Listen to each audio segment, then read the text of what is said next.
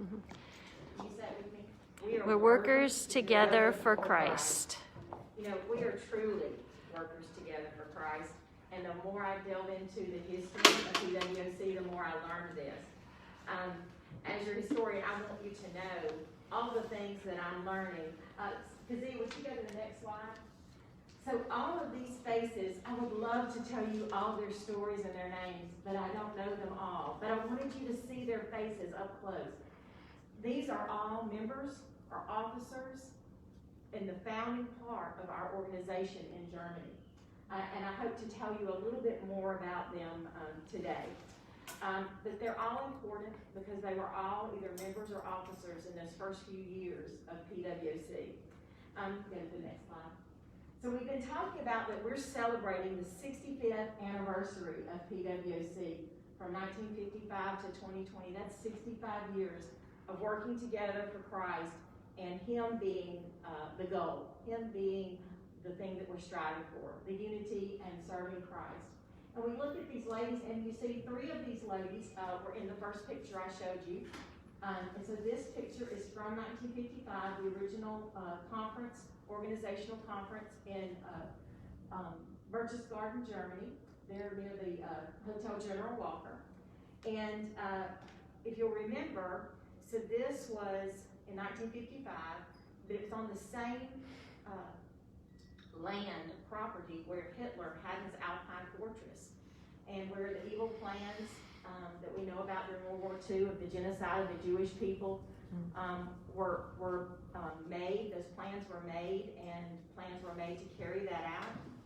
And every time I see this picture, I feel the beauty of the victory of Christ. And I know that our organization was part of the beauty that rose from the ashes of the destruction of Hitler's fortress there, and this beautiful retreat that became there, a hotel center that the Army used, and that many came to have a retreat, and then our organization was founded there.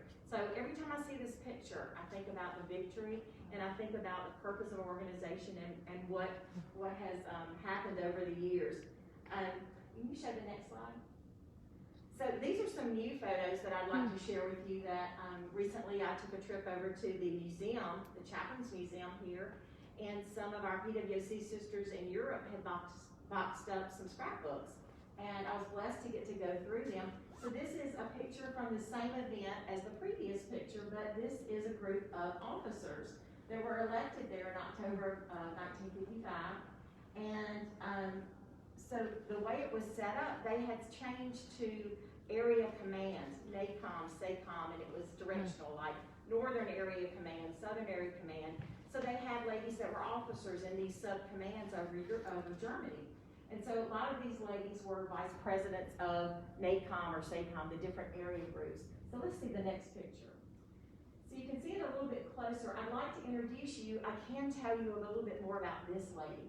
The second one there on the right is Ms. Copian T. Boyd. She was vice president of NACOM, and she was served there at the Atterbury Chapel in Frankfurt. And I learned from my research that Frankfurt was the headquarters of the NACOM, or the Northern Area Command, that sub-command, area command that they divided Germany into at that point. And so, but then my heart got saddened because I remembered that as I was growing up, my mother was always known as Mrs. John Smith, and I realized that was her husband's name. And I don't have a way to know Mrs. Boyd's actual first name. So we do know her, but we know her by her husband's name because that was the time and the culture at that point. But so Mrs. Boyd served as vice president of NACOM, and she was on the original board for the Army Europe section there and for PWOC. You want to show us the next picture? So it's very interesting. This is a program from the from the 1956 convention, and it had a list, and it had Miss Boyd's name in it, and I had the director of the museum with me, and we were looking through it, and she knew that I was working on doing a presentation on Black history and the impact on the founding of PWC. She recognized the name, Mrs. John A. DeVoe, and she said, "Oh, Maury," she said, "that is a Black chaplain. He was an African Methodist chaplain at that time." She said, "I bet that's his wife." And she pulled out a file on this man.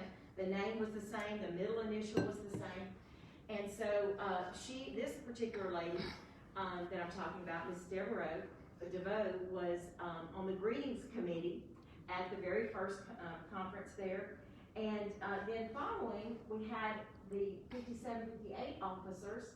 I'm not sure, but the director of the museum and I made a good guess that this lady in this picture could easily be Miss DeVoe, because she was actively involved in the preceding years too.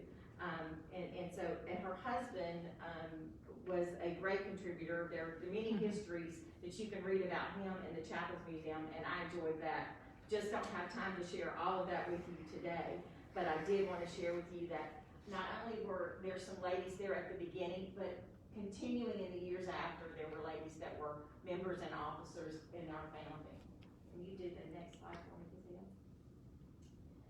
So, like I said, 3 of the ladies were in the first picture, and then Miss Boyd, and then the lady that I'm not sure, but could be Chaplain DeVoe's wife. But I wanted you to see their faces up close, and I wanted to tell you that as I studied through the history that's especially been provided to me at the museum, I see in 1971 there was a scrapbook from the Wiesbaden Air-based chapel there in Germany. And it was in 1971, they had a fall district rally in Darmstadt, and they were doing an emphasis on Black Christianity, and they had a chaplain that spoke. And some of the things in the paper, there was a paper that the speaker used, were very difficult to read and to hear, and I imagine it was difficult back then in 1971. But I kept asking myself, why is this included in the scrapbook? Because usually you put your best foot forward, you know, it's just all smiling faces in your scrapbook and charity work and things like that. But these ladies were not, it seemed like that they were hitting the hard topics, and they were dealing with things that were difficult in their rallies. In 1971, that was probably a difficult topic for these ladies, but it spoke volumes to me that they included this in their scrapbook, and that these ladies, their focus was on Jesus Christ and on unity. And it looks like when you read through their scrapbooks that is the story that they were telling. That they were not distracted by the things that were going on that were impacting a lot of groups. They dealt with these things head on. And so that made me just really appreciate the time that people put into the scrapbook, so that I could see what were their thoughts, what were the things that they were dealing with as a group. And I really appreciated that. I hope that you've enjoyed this visit, just looking at these faces. And if you go to one more, I'd like to thank Ms. Marsha McManus at the museum for all her help.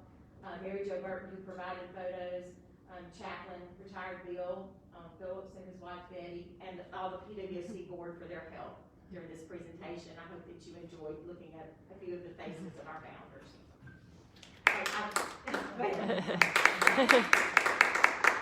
And I'd like to introduce our prayer coordinator, Melody McCrae.